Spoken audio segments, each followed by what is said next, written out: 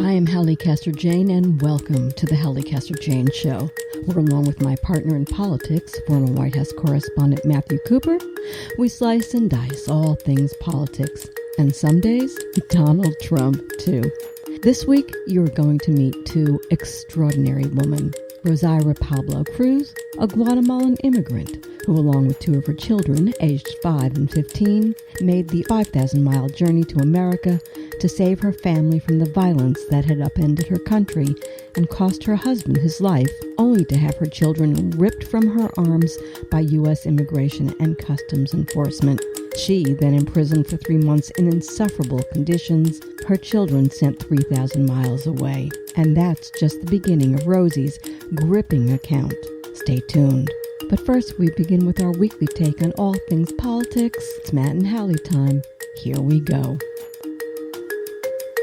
Good morning, Matt. Here's where we are this week. Hang on to your hat, my friend. I got a lot going on here. We've reached another milestone in our fight against coronavirus. Yesterday, the U.S. set the record for daily new cases as the virus surged in the South and West. Actually, really, most of the states in this country are showing surges, better than 50%, I believe, at this point. 36,880 new cases on Wednesday. Houston's intensive care units are running out of available beds, the mayor said. There are now more than 2.3 million Americans who have been infected with the virus.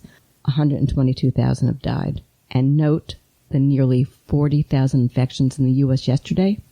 Matt, listen to this. In Europe, 5. The facts. The U.S. has 5% of the world's population, 25% of the COVID deaths. So I have to ask, is it any wonder Europe is threatening to close the continent to U.S. citizens? Or that New York, New Jersey, and Connecticut are closing their borders to residents of Florida, where the virus surges. And we're going to talk about that in a minute. And I just want to do one other thing, Matt, before you and I chat. I want to update you on this. Last week, 1.5 million filed for unemployment claims. This week, that's almost the same amount. I think it was 1.48. 47.3 million remain unemployed. The stock market certainly is not happy. And for the record, GOP are going to cancel, by the way, the COVID-related unemployment insurance extension in a month. McConnell insists. So, here's where we are. There's a life and death trade-off taking place in America. That's where I want to begin. How are you, my friend? How is Washington, D.C.? Well, as our president would say, the problem is testing. The problem is testing. When you test more, your numbers are very bad. Oh, that's why I said, slow down the testing. The numbers won't be so bad. Oh, I hate this. Do you hear me? I hate this. This man. Just kidding. Not kidding. Not kidding. Kidding, not kidding. You doing your comedy? You can't even go to your comedy clubs anymore. You're all closed down. I'm just talking to myself these days. Oh, I just don't. I mean, no, seriously. I mean, okay. We have hit the height of stupidity, if you ask me. That's my thoughts. How in the hell does the United States of America wind up in a position like this? How? Well, no, look. Halli, you've been saying for a long time that these lifting the restrictions in the South, your home state, Florida, was going to have consequences, that it was risky. I think that's bearing you out now. All these new cases seem to be coming from hotspots outside the Northeast, although I note that California, which had, a pretty tough regimen against COVID, is also seeing a spike up. Human behavior matters, and if people don't wear masks and they don't socially distance, bad things happen, and that's what we're seeing here, and it's alarming. It's a big setback. I hope people can change their behavior quickly. I fear they won't. So let me say this to you: this isn't a setback. Where we are, for instance, in Florida, Texas, Arizona, just for the three, is actually higher than during the lockdown. Right. And nobody is actually reporting that. They're calling it a backtrack. It ain't no backtrack. It's worse. Right. No, it's worse there. You're right. That's okay. The right nomenclature. So, it's bad. It's devastating, I believe. But Here's something I wanted to talk about, because we can get into the nitty-gritty of it all. I mean, we know that Ron DeSantis is a jerk. We know that he's only going to do what Trump tells him to do. That's Florida. You know, I give Texas Governor Abbott, who was the first state to open up, total Trump sycophant, for saying, we may have to lock this down. I'm warning y'all, you know, either wear your mask and distance, or that's where we're going to wind up. So I give him credit because he was the first. And he's getting killed in all of this.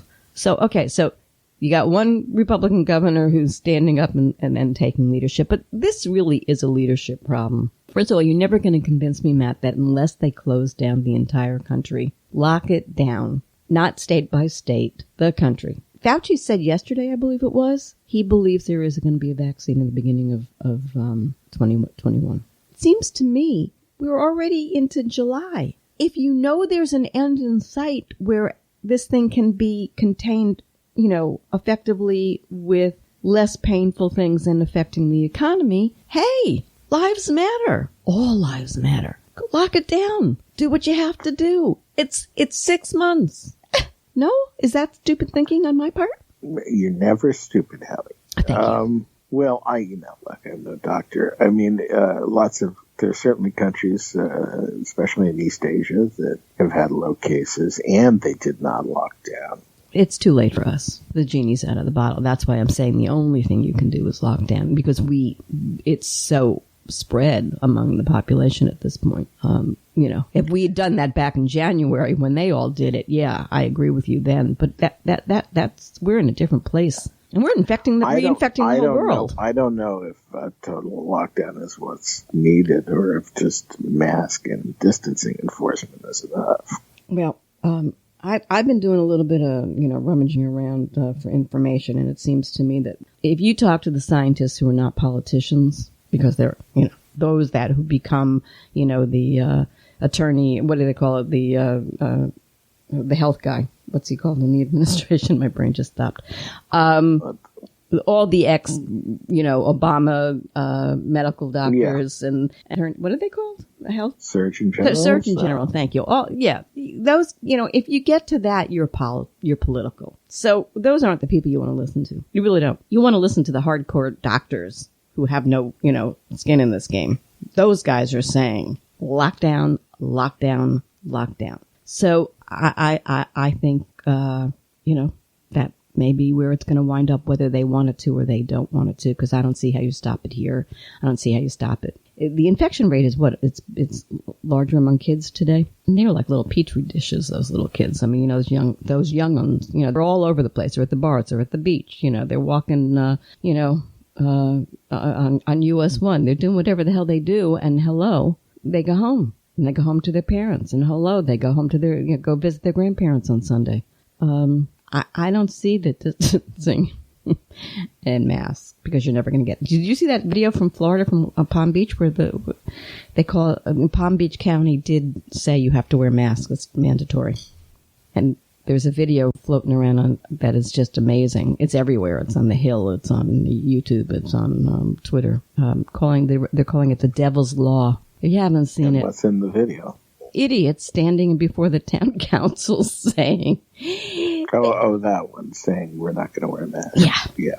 Oh, yeah, I did see that. Yeah. Okay, going back to your brilliant performance of Mr. Trump and his test. You realize that Trump plans to cut the funding to the states for tests? Yes. Can we officially call him a murderer now? You can call him whatever you like.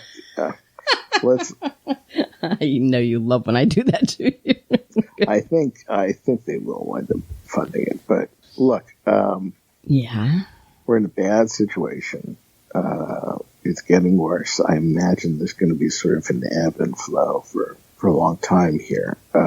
See, I don't see the ebb coming until there's political leadership. Well, That's my theory. I don't know the answer. I think it's unlikely there's going to be a lockdown as hard as there was in the most lockdowny states happening nationally. So, as the saying goes, we're up a shit's creek. That's my theory. I mean, I have to tell you what. The one thing I do have to say, citizens down here are infuriated. I haven't met anybody Republican or a Democrat here, who is up in arms about the way the state is conducting this. In fact, they're supposed to come down here for the Republican convention in Jacksonville, and polls are showing even the Republicans in a Republican district, like Jacksonville, that are saying, well, we don't want you here. Mr. Trump, we don't want you here. And the political system is saying, we don't care what you want, because Trump says we're coming. I find that interesting. Yeah. Well, of course, he's got the whole problem after Tulsa of can he build a crowd anyway? Right. Well, he's not going to build it in Jacksonville. If you're coming to Jacksonville for a crowd, and you can't get a crowd in Tulsa. Right. And that was before these numbers really started to zoom up. Right. And, maybe who knows what they'll actually wind up doing in the end. So let me pivot it to the election, and let me pivot to Trump. There's most presidents pivot. When things aren't working out, they look at the polls and they go, oh, this isn't working. I better change my tune. This dude doesn't change his tune. You think he's going to change his tune now? I can read you some poll numbers that came out this morning. I think of the New York Times. Wisconsin, 49-38 Biden. Michigan, 47-36 Biden. Pennsylvania, 50-40 Biden. Florida, 47-41 Biden. Arizona, 48-41 Biden. North Carolina, 49-40 Biden. You see a pivot coming? Yeah. Well, look, remember, I think he probably will pivot again on something. He started the COVID thing saying there won't be any COVID. It's going to be 4 people. We've got under control. And then, as it exploded, then he changed. And he had Fauci out there, and, they at least did the guidelines. They did the briefing every day. And, there was some kind of federal response. It may have been inadequate, but there was something. And, now he's been downplaying it again, and I imagine he'll pivot again. I don't think it'll probably help him. You think he's toast? You don't think he can recover from all of this? Curious. No, I think it's possible, but I think the headwinds of a epidemic, his increasingly crazy behavior, and something close to a depression is pretty tough for an incumbent. He still has a support of people on the economy, which is interesting. Everything else goes to Biden, but on the economy, they're still sticking with Trump, which I find outrageous because really and truly his economy was never his economy. It was Obama's economy. I think, I guess there's still a lot of people who will see the economy thing as kind of an act of God and not his fault, and we'll see if it lasts that way. Yeah. Even with white voters, right now he's running against a sort of generic candidate. Biden is not really out there. Trump has not made Biden an issue, so it's just sort of people projecting onto Biden. And I think when Biden's out there more and Republicans kind of galvanize more around Trump, it's going to be a closer race than what these polls in June are showing. Yeah, I've noticed, I'm glad that you brought that up because 2 things came to my attention this week. One is I saw that Powerline Republican group, Biden's mental capacity, quote unquote. Yeah, they keep coming back to that, right. And the second one floated today for the first time that I've seen it, is on Biden's cancer PAC, saying that 95%. You saw that.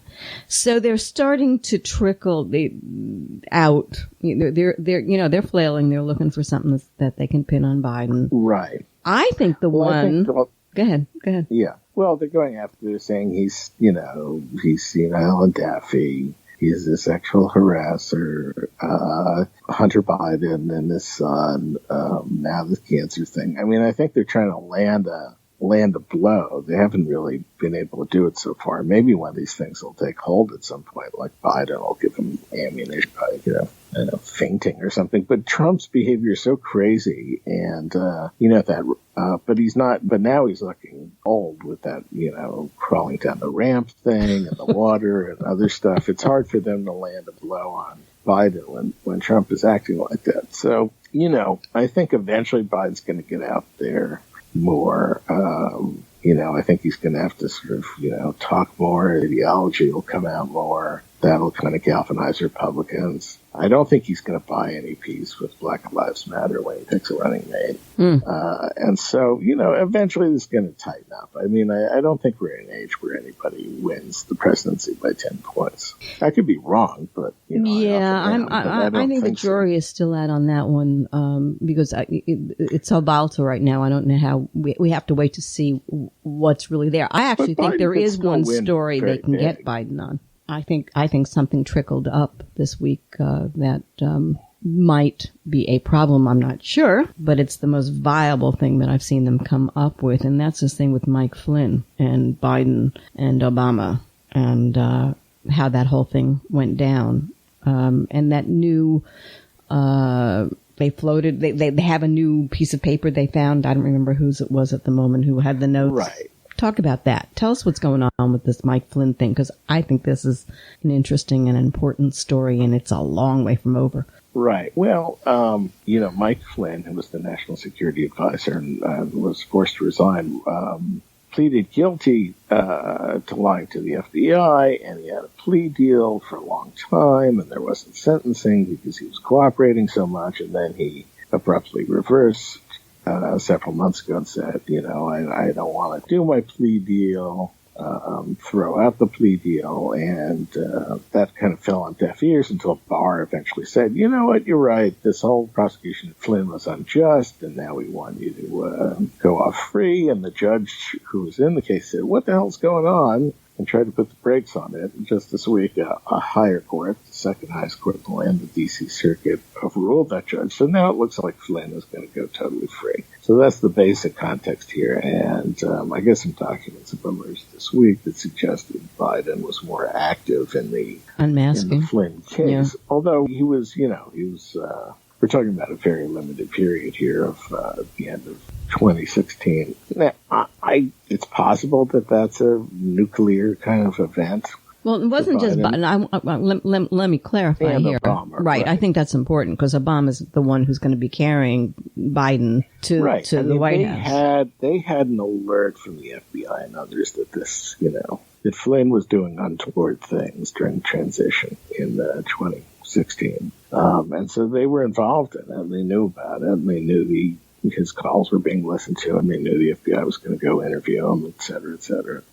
Look, that could turn out to be a huge thing for Biden. I tend to think not. I just think that kind of stuff can be a bigger blow when there's not all this other crap going on. But, when the country's in a total shitstorm. Yeah, I just don't know if what happened in 2016. I mean, I think that'll galvanize any decay in Trump's Republican support, sure.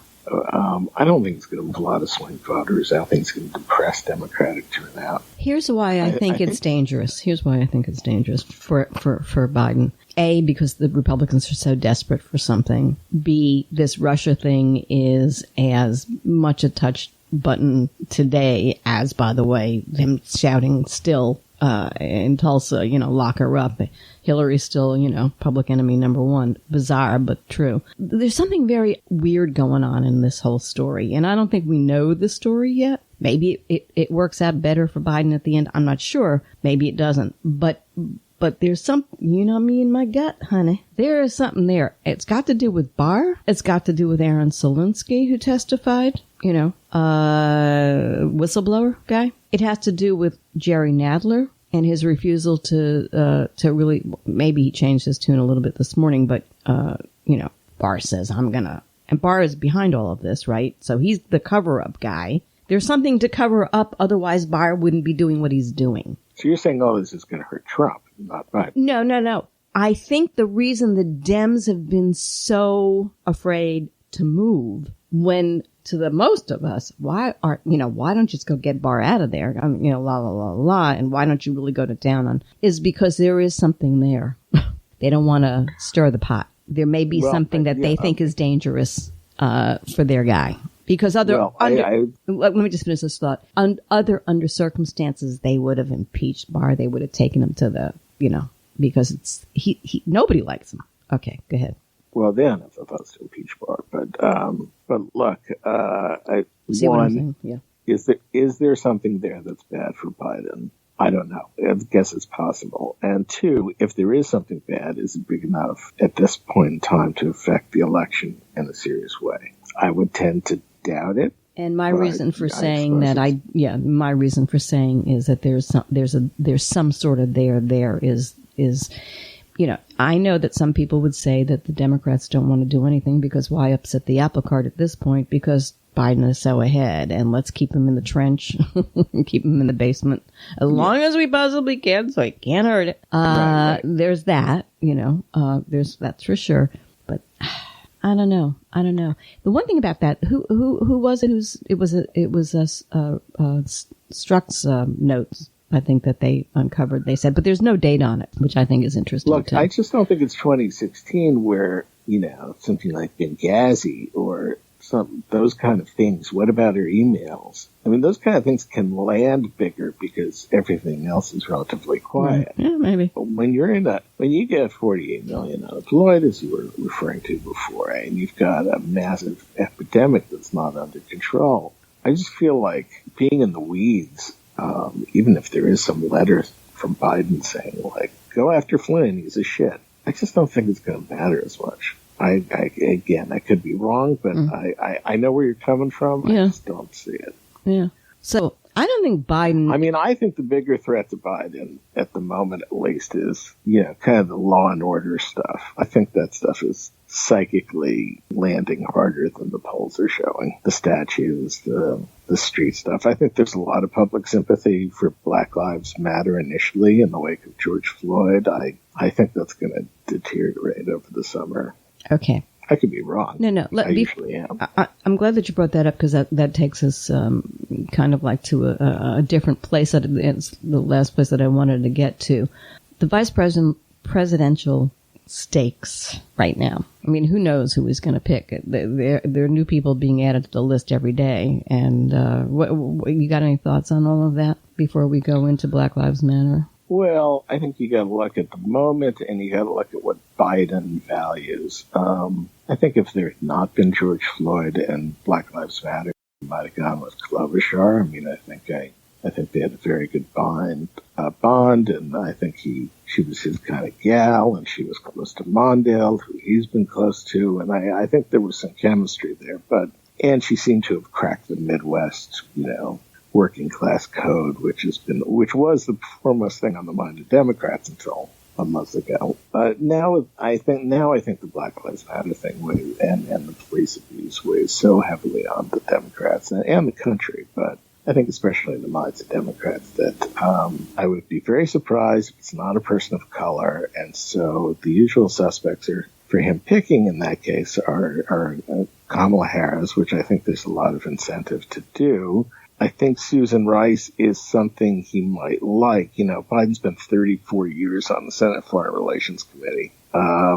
He's a foreign relations guy as much as anything else, and he worked with Rice for 8 years. And I think there's going to be some temptation there, but there are also issues with her. I don't think he's going to go with Demings. I just think a police chief is too. Yeah. I just don't think it's going to work at the moment. And I'd keep an eye on Duckworth. But I kind of think the Atlanta mayor actually has the most sort of charisma in some ways of all of them, but I don't think he's going to go with the mayor. I don't think she has enough. If I had to guess, I'd put on my Matt hat. Kamala. I would say Kamala, followed by Rice, and a big drop down before you get to Duckworth. Now, you know, if he picks Duckworth, it's not a Black Lives Matter play, but who's gonna screw with her, right? I mean, she's got, like, you know, artificial limbs, and she's a mom, and, you know, yeah, who's gonna, you know, it changes the conversation in a lot of ways. The other thing is, I don't think he's gonna buy any peace with the street, no matter who he picks.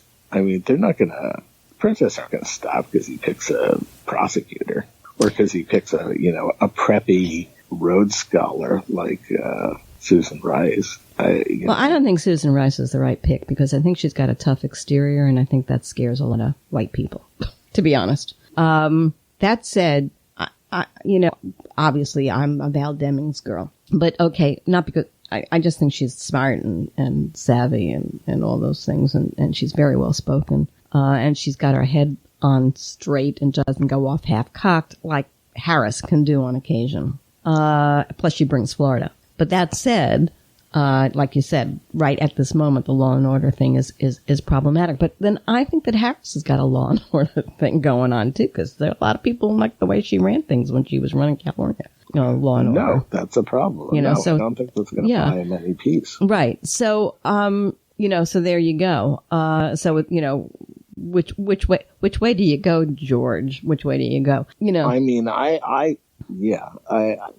thing you don't want to do is give Trump any handle to sort of scare the suburban ladies, the suburban white ladies. Exactly. You don't give him anything that he can use. Yeah. And now, can use Rice and Harris, maybe. I think Biden's going to want someone. He's going to want someone he's comfortable with. He's going to want someone who he thinks could get on the phone with Macron. And at least someone he could train to be ready to get on the phone with Putin.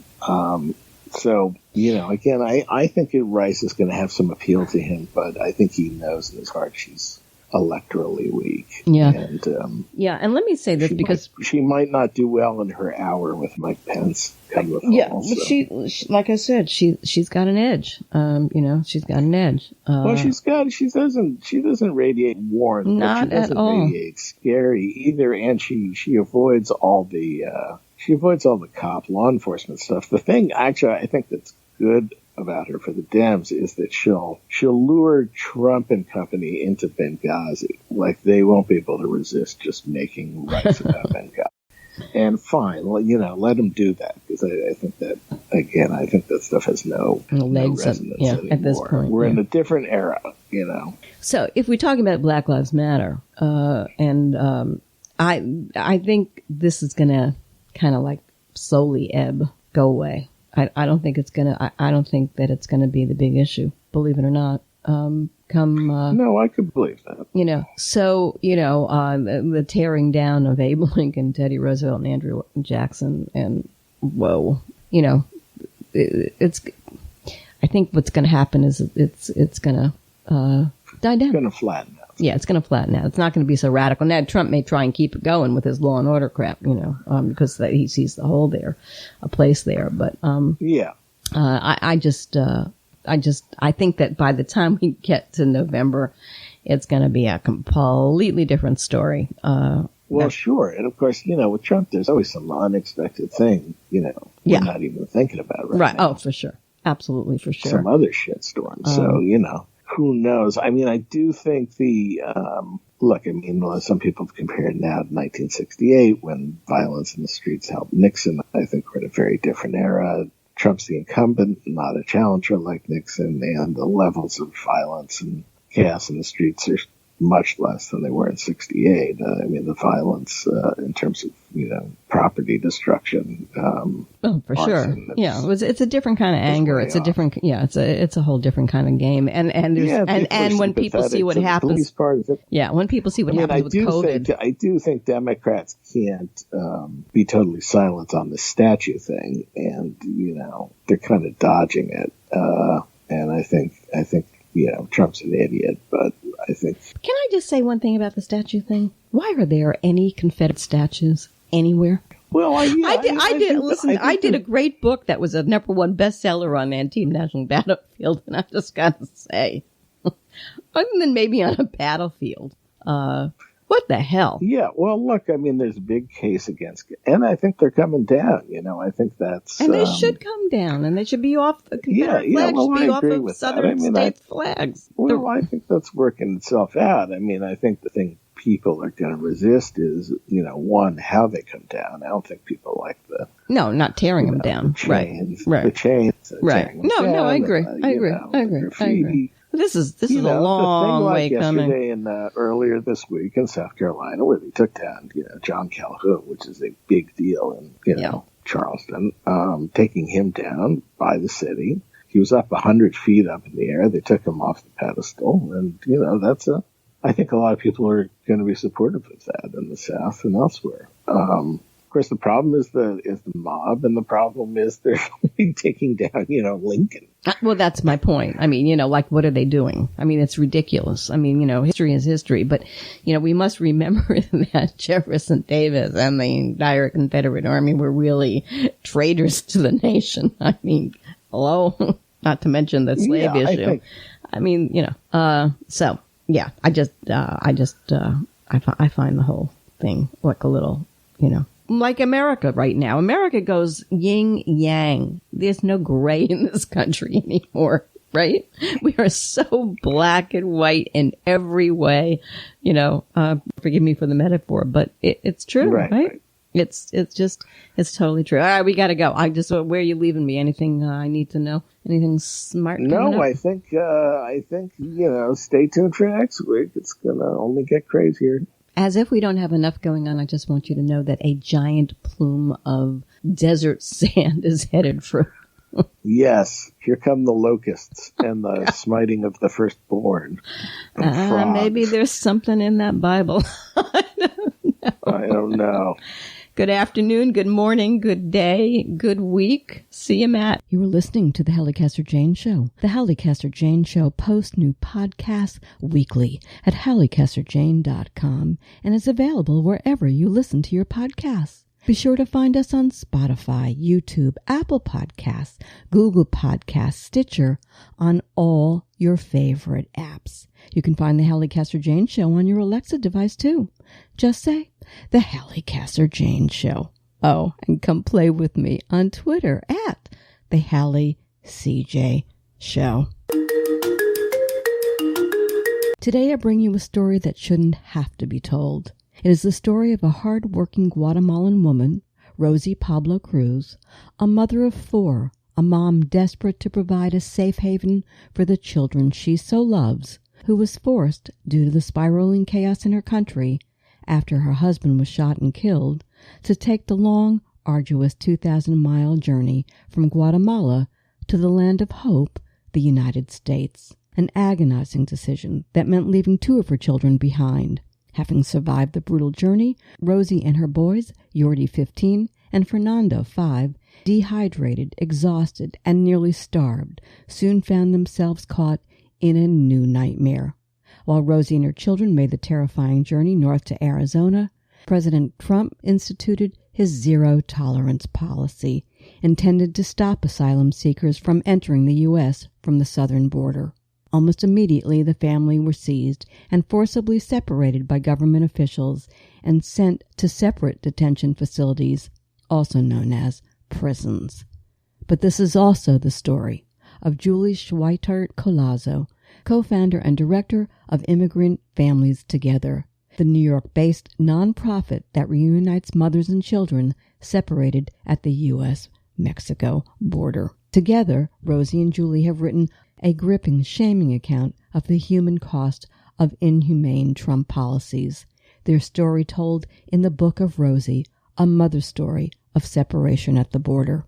Let's talk with Rosie and Julie. Hi, Julie. Hello. How are you? I'm well. How are you? I'm fine. Thank you very much. I just want to say thank goodness for women like you. Let's get right to it. Talk to me about Immigrant Families Together and how it came about, how you became interested in helping these families. I know your husband is Francisco, is your co-founder, yes? Yes. Yeah. Mm-hmm. Talk to me. Tell us about that. So I am a former social worker who shortly after getting my master's degree in social work became the assistant director of a social service agency here in New York City and really quickly became disillusioned with that work because of the levels of bureaucracy and inefficiency that I saw that really prevented amazing clinicians from being able to do great work that impacted their clients positively. And so I left that field and I moved to Puerto Rico and then to Mexico with my husband Francisco, who is from Cuba and who came himself as a refugee to the United States in 1980. And while we were living there, I became a writer and a journalist, mostly working in and about Latin America. And when we came back to New York, I had 3 children with him. And so by the summer of 2018, when the family separation policy was enacted, we were both deeply concerned about what was happening from a human perspective, obviously, but we felt like we had a particular stake in this, given Francisco's status as a refugee and our own status as parents. And so found ourselves, I think as so many Americans did, wondering what we could do to actually be helpful. And it was never our intention to start an organization. We heard an attorney on the radio who was talking about his client who was detained in Arizona, and her children had been separated from her and brought to a foster care facility in New York. And that attorney said, look, she can pursue her immigration case from anywhere in the country. She just needs to be able to pay her bond and be reunited with her kids. And I thought, well, this sounds like something really practical, hands-on, achievable. Let's do it. And so I called her attorney. He answered on the first ring, and I said, I heard you on the radio. This is what I'm thinking. Would you be okay with that? And he started laughing, and he said, of course, because she has no way to pay her bond. And so I said, well, would you be okay? Would she be okay with us starting a crowdfunding campaign? And he said yes. And really quickly, we raised far more than we needed to pay her bond and get her from Arizona to New York.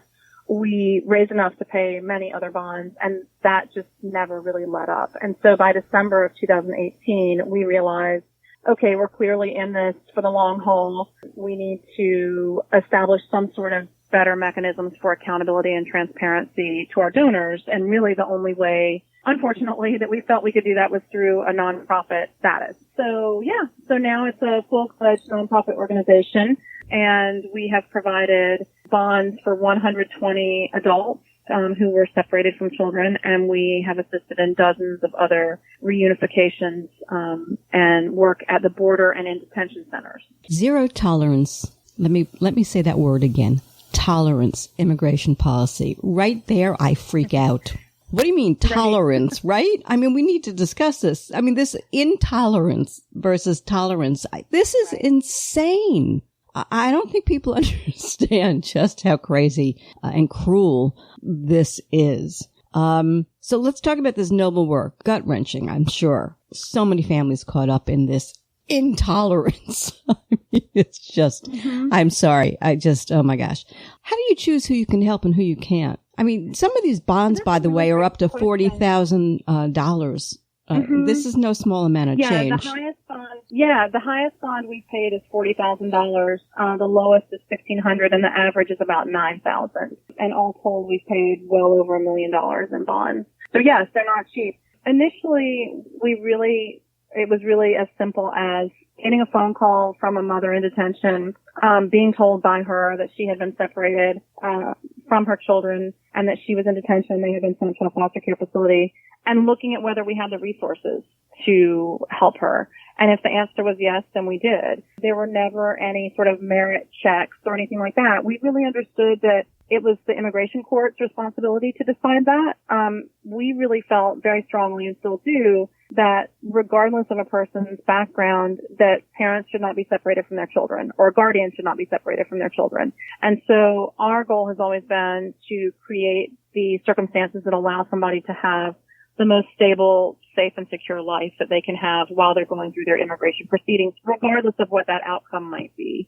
Of course, as we have become more visible, we have had more requests for help. And so I think we've both sort of expanded the scope of our work. We now do some work specifically providing support in detention centers so that people can get a literal lifeline out to the world to ask for advocacy and support. But, we've also, I think, really looked at our responsibility is not just to pay the bond and get the person back with their child or their children. It's really to make a longer-term commitment to them so that they are safe and stable while they're going through their asylum proceedings. So that means that we provide everything from housing and legal counsel to medical care and food, So we really want to make sure that we have the resources to support that person through their entire process, not just for their bond. Okay. This is important to understand. I want people to know what this organization does and just how intense this is and on how many levels you all have to be firing to make this all work. Yeah. I also want to talk about this before I talk to Rosie, and that is what you find when you first meet these women. They've traveled God knows how many thousands of miles to get here. Hope. A new world, and then Rosie's story is really particularly sad because all of this happened while she was en route. But also, these women are in jail. Do not call them detention centers. Yeah. It's jail. Right. And their children are wrenched from them. Their best intentions to get their children out of horror, and they wind up losing their children. What kind of shape are these women in when you first find them? On the one hand, of course, they're deeply traumatized, right? I mean, they've just gone through, as you say, really perilous journeys, and then, separated from their children unexpectedly, and then they're in prisons. They are prisons. You're not, wrong to call them that. And they're treated like criminals when they've done nothing wrong. So there are so many things that they are adjusting to. I think, for so many of the women who we have had contact with when they come out, the first mom, for example, when we posted bond for her, we had a network of volunteers drive her from Arizona to New York because we didn't want her exposed to any other law enforcement along the way who might terrify her and traumatize her again. And she said when she got here that on the one hand, it was so jarring for her to suddenly have people be nice to her, and to be helpful, and she would go to people's homes at night who would put her up for the night on the way here, and they would have her at their dinner table, and they would be saying, in broken Spanish or trying to, use a translator to say, I'm really sorry for what happened to you. And she said it was just so disconcerting to try to reconcile this really cruel treatment in a country that was supposed to be the land of the free with all of these people who are suddenly saying, like, I'm not in agreement with my government's policy, and I'm really sorry for what's happened to you, and I will do whatever I can to restore some normalcy. So they're dealing with so many, it's a psychological whiplash of a sort, Yeah. But they're also incredibly resilient. But here's no. We got a lot to get to, and I'm like looking at that clock, and I'm going, I gotta talk fast. Oh my gosh. Here's also the deal. What are you coming across when you're meeting these women, the prison guards, the courts, ICE, whoever it is that you wind up getting yourselves involved in? Is there dignity to any of this, or are they just treated like, from your perspective, not very nicely? They're not treated very nicely at all. I mean, and I think the system has gotten worse under Trump. There are so many immigration judges now who are appointed, specifically, they're promoted for having higher asylum denial ratings. The Bureau of Immigration Appeals has just been stacked with, anti-asylum judges and, adjudicators. And so I think it is not a friendly process at all. And I often say, I'm a very well-educated white woman who was born in this country and speaks English, and I don't understand half of the things that I read and that go on at immigration. How in the world is somebody without any support supposed to navigate this, and have any hope of coming out of it successfully? It's really challenging. And so whoever says that it's easy to come here and establish themselves is definitely mistaken. A big problem in all of this is that I think that the picture that is painted of Central America and South and what have you is from the perspective of the Trump administration. It's not reality. I don't know if you know that. I was a journalist. I covered the wars in Salvador, Nicaragua, and Guatemala way back in the day. I lived there for a long time, so I understand all of this. And there's a huge disconnect between what we know and what's truly going on. Let's bring Rosie into this at this point. I want to say, hola, Rosie. Nice to have you here. I don't know how your English is, but I want to talk to you about that. I want to talk to, not only is the fact that this book is beautiful, it's beautifully written, by the way. I can tell somebody who's Spanish had something to do with this because it's such a poetic language over English. It's gut-wrenching. It's hope-filled. But it's a story about Guatemala, which is such a gorgeous country. It really is one of the prettiest. But the beauty belies the horrors that lie behind the luscious jacaranda trees. Your family was caught up in this horror. Your husband was shot and killed. You've been shot at briefly, tell us your story, why you felt you had no choice but to seek asylum in the U.S. Rosy, ella dice que brevemente si puede explicar sus razones para buscar el asilo en este país. Bueno, las razones por las que decidí buscar asilo en este país fue porque intenté estar en mi país y no pude. Entonces, era la única solución que encontré, un lugar un poco más alejado y aparte un lugar que sí, en el que podía darle las oportunidades a mis hijos para desenvolverse mejor. She says that she tried to stay in her country, but it is impossible, and for that reason, she felt that the only way to protect her children and to give them a chance at a future would be to come here and to be farther away from the violence and the circumstances that make life so difficult there. For Rosie, it was really a huge choice. She has 4 children, extended family. It's the country of her birth. I think people don't ever measure that, is how hard it is to leave your home country. Going to a place where you don't speak the language to boot, where you know it's a semi-hostile environment at this point, which it didn't used to be quite so bad. Making a decision to leave your family behind and 2 of your children, your daughters, that speaks to me of desperation. Can you comment on that? Rosy, ella dice que el hecho de que tuvo que dejar sus 2 hijas habla a un nivel de desesperación. Si puede hablar sobre ese punto.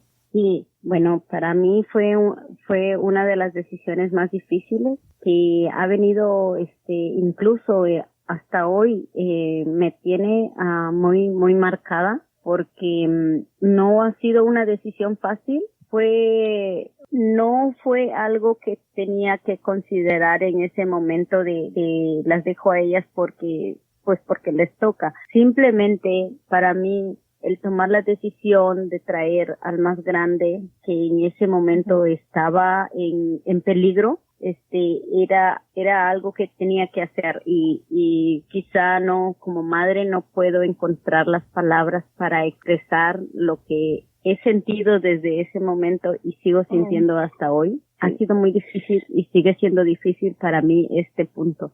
She said this is an issue that has been difficult and continues to be difficult for her, is also helping them understand and helping other people understand and herself too, is that, it's not a decision that any mother takes lightly, but when you evaluate the dangers and the risks that are immediate and your opportunities to be able to protect your children, is that you have to make really difficult choices like this, and understand that, that choice isn't necessarily always permanent, but it's the choice that you have to make in the moment to, achieve safety and possibilities for their future. Well, it is. That it does leave its mark, that it has an impact. Of course, and it's mucho peligroso. I don't even know whether there is a choice. For her, I think she had no choice. Right, exactly. She actually says that. Yeah, she actually says that a lot. It's that, you're choosing between 2 really impossible things. Exactly. So it's not like one is absolutely more attractive than the other. It's that they're equally difficult. Not that it matters greatly, but I do want to make the point that this zero immigration tolerance, there's that word, happened while she was en route. So she really wasn't prepared for what happened to her at all. I mean, if you make the choice now, you're kind of going to know what's going to happen. But she didn't know that. So let's go back and let's describe the details of the journey. My God, a 5-year-old, a 15-year-old, 2 boys, unimaginable. 2,000 miles, is it, right? Something like that? Nightmare. Yeah, it's a little bit over 2,000. Somebody give us, one of you, give us what that was for her and what that was like. Rosy, ella le gustaría que le explicara un poquito sobre el viaje desde Guatemala para acá. Pues nuestro viaje fue una odisea en sí. Yo había viajado una vez y si ya había sido para mí difícil la primera vez, creí que no iba a ser tan difícil la segunda vez. Sin embargo, la segunda vez fue para mí totalmente diferente. Estuvimos en un riesgo muy grande en primera de ser secuestrados. Veníamos en unos camiones donde venían muchas personas, veníamos sentados sobre pequeñas maletas con las rodillas que nos llegaban a los hombros, y en fin fue todo una odisea.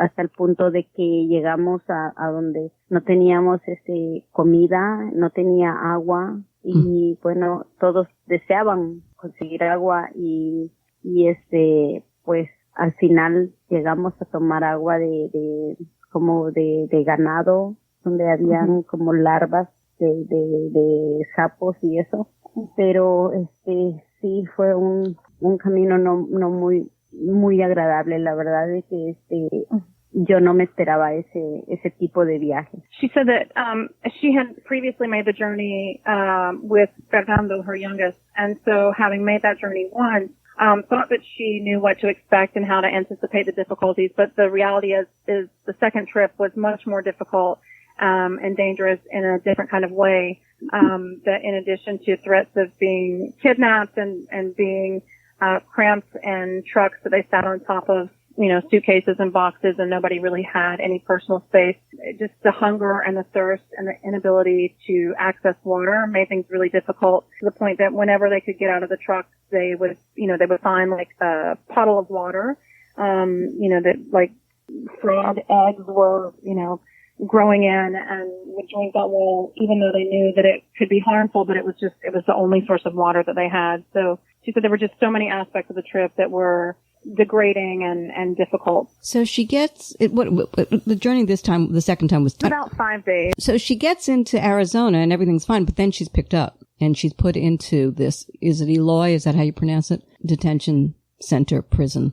Describe that place. She goes to the icebox with the boys before she's separated from them. After she's separated from them, she ends up at Eloy, which is where a number of women who were separated from their kids were being held. So then let's go back then. Let's just talk about what it was like when they took her boys. Unimaginable to me. Yeah, she was with them in the icebox for several days, which is so named because it's kept really cold. She was in a cell. So Jordy was actually, because he was older, was separated from her and put into a separate part of the facility. Fernando, the youngest, was kept with her in a cell with other mothers and their children until several days later, a guard came and told her that the boys were going to be sent somewhere else, and they were sent to a shower and given gray sweatsuits and flip-flops. And she was told that they were going to be taken. She wasn't told where. She thought, though, that because Fernando had been a little bit sick, because of the cold and because the food wasn't adequate, she thought that maybe at least they would go somewhere where they could get hot food and they would be taken care of. And I think one of the things that's most heart-wrenching for me as a mother, having heard her story and written this book with her, was to hear how she had to lie to him to help him not be as terrified as he might otherwise have been. So when the guards were about to take them, she had no idea where they were going, but she said to Fernando, who said to her, "Are you coming with us?" And she said, "There's not enough room for me in the car. I'll come a little bit later." And so, the heartbreaking things that she had to say to him in order to sort of keep him going, and to manage her own feelings, right? Because I think there was, you want to gnash and wail your teeth and scream and cry, but she really maintained composure in front of her kids without knowing anything about what was happening to them. And they were then taken from the facility and flown to New York, and put in a foster care facility here. And then she remained in Eloy for 81 days. Can we talk about Eloy? Because this is a nightmare. And I want to say this as well, because maybe people don't think about this just right away. Your kids are wrenched away. You're not exactly sure what the hell is going on for them, and you certainly don't know what you're in store for in a situation like this. And there's that moment when they're gone, and you were put in this cell, and it's you alone, all by yourself. Rosie, you must be the strongest woman on the face of the earth to have endured this and come out of it with such dignity. And your description in the book of how they treat you, the indignity of it all, could you just speak to that for a moment? And the strength you had. Where did the strength come from? I ask her that because I know that's important to her story. Okay. It definitely is important to her story. Ella dice que usted es la más fuerte persona por haber pasado esa experiencia y por mantener su compostura y su sanidad. Le gustaría saber de dónde vino su fuerza para poder aguantar tantas dificultades y tantos abusos. Bueno, mi fuerza, yo siempre he creído en Dios y pienso que él es el único que me ha dado la fortaleza, porque de otra manera yo creo que no estuviera aquí contando. Aún en tiempos difíciles he sentido que él siempre está conmigo. She said that really it's her faith in God that got her through, that even in the most difficult moments she maintained her faith, and without that she doesn't think that she would have made it through. Yeah. And they are not kind. They are not, they are not kind. No. And we should discuss that to some degree, because this is the United States of America's territory now she's in. Right. And the worst thing that she did was try and get her kids out from under evil, in a country that's, ridden with, all this horror. And we treat her like she's this prisoner. I mean, bad food, bad clothing, as you said, cold facilities, hot facilities. It's just the most, this is like England in 1800 Charles Dickens, if not worse, really. Yeah, I think that's what people, if we read about these things and thought about them happening in some other country, we would be having an outcry about human rights abuses. And yet it's happening right here, all over the United States, right? In all of these different places that we're calling detention centers, but are actually prisons, that are run like prisons, as prisons, for profit. And we don't really raise an outcry about that, And these are not people who have committed crimes, but they're being subjected to a process and a system that treats them as if they have. And so I think that's really difficult for so many of these folks to really square at the end of the day, is if they're fortunate enough to get out and to be able to go through their asylum seeking process, there's still that immense trauma. In some cases, we are working with some families who have been in detention for more than a year. To spend a year or more of your life in prison when you are only coming here to seek safety is really difficult. So how do you make sense of that? Well, the other side of it that I want to talk about is the fact that this is the land of opportunity.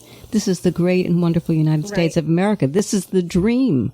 And you get here and they treat you like dirt? What dream? Then you still have to fight to get your kids back. You still have to fight to get your life, to hopefully get the asylum you're hoping is going to be better living here than there. But there's that too. The dream's been to some degree shattered. People have treated you in a way not almost as badly as they treated you in Guatemala. There's stuff here that we have to really let percolate in the American mindset. This is not who we are. This is not who we are. Yeah. Sorry. Just, it just boggles the mind. So do you remember the first time you guys met? Mm-hmm. Ella quiere saber si recordamos la primera vez que nos conocimos. Sí. Sí. Great friendship has si quiere describir ese momento, ella quiere saber. Pues para mí fue de mucha incertidumbre, porque fue el día en que conocí a todos aquí en Nueva York. Yo no sabía quién era quién, solo veía las caras. Sí, y sí recuerdo haberla visto en el carro esperándonos. Sí. Y fue un día muy, muy loco, porque muy loco. En el mismo momento que íbamos a ir a tomar el café a su casa, que le había dicho a don Francisco que pusiera todas sus cafeteras, nos dijeron que los niños iban a salir ese mismo día, y tomamos ya la ruta para ir a Cayuga. Sí. She was saying there was so much about that day that was just chaotic, because she flew in she came in on a red-eye flight, so she landed at something like 7:30 in the morning, and she flew in with her attorney. There were different people there to greet her who were volunteers, and I was there, but there was also like a news crew there, and she got in the car and didn't really know who was who, and we were all going to go have a coffee and have some breakfast and just sort of like introduce ourselves and talk and plan sort of next steps. But as we were parking to go have breakfast, we all got a call from the foster care center telling us to come as soon as possible because the boys were going to be released, which nobody anticipated. It normally was a process that took at least a couple of weeks. And so we raced uptown, and at the time, really outside of the foster care center was this just media circus. I mean, there were so many outlets there with really bright cameras and microphones shoved in everybody's faces.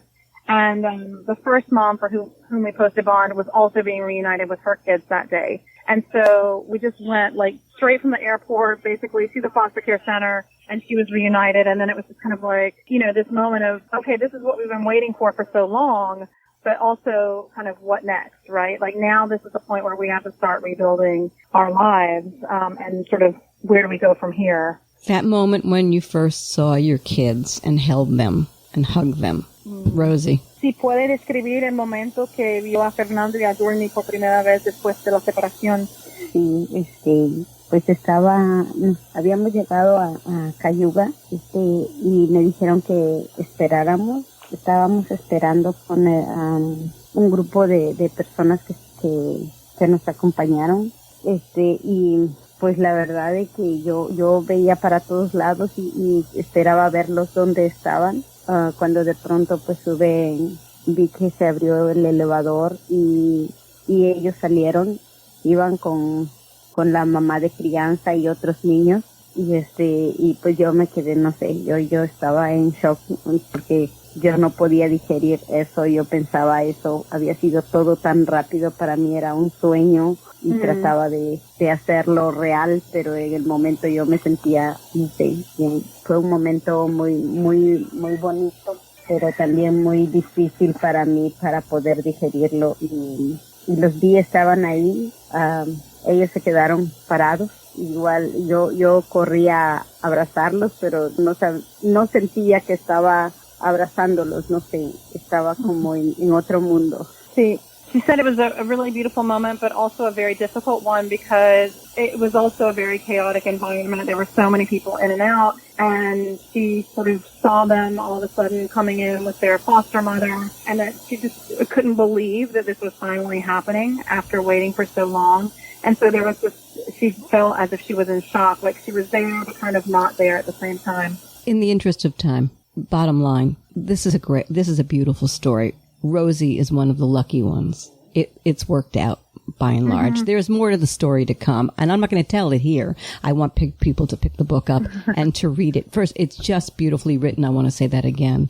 It really, really is. And you two ladies have such heart. Oh my God. Oh my God. So I'm going to leave it there. Maybe we'll talk again in a while, and we'll pick up what's happened next, because I think people should know the journey, and I hope there's a second book of what happens when you come to the United States and you make the best of it. Right. And what can be, right? There's more to the story. Yes, there's more. There's more. There's far more. Anything you want to leave me with, Julie, Rosie? Si tiene una última palabra que le gustaría dejar. Pues nada más agradecer a los medios que se han tomado el tiempo para escucharnos y para hacer un poco más pública nuestra voz, para escuchar a esas mujeres que están todavía ahí, que no nos olvidemos que todavía hay personas que están detenidas, personas que están pasando el mismo proceso y que quieren ser escuchadas. Por esa razón fue que yo decidí contar mi historia para ser la voz de aquellas que no han podido ser. She said, just to thank everyone for their time, for listening to her story, and to understand that it's the story of so many women like her who have not had the chance to share their stories yet, who remain in detention, and for us to not forget that there are women who are still detained and separated from their children. You two ladies are heroes. God bless you both. Thank you. Ella dice que somos héroes. Yeah. Thank you so much. No, thank you. Good blessings. Okay. Blessings to you, and thanks again. I've been speaking with Rosie Pablo Cruz and Julie Schwietert Collazo. Their book is The Book of Rosie, a mother's story of separation at the border. For more information on the book and how you can help, visit immigrantfamiliestogether.com. Thank you for tuning in to the Halli Casser-Jayne Show, a production of Resec LLC. The Halli Casser-Jayne Show posts new podcasts Wednesdays, 3 p.m. Eastern, and is available at hallicasserjayne.com and on all your favorite apps. Be sure to visit us on Apple Podcasts, Spotify, Google Podcasts, and follow me on Twitter at The Halli CJ Show. Until next time, this is Halli Casser-Jayne.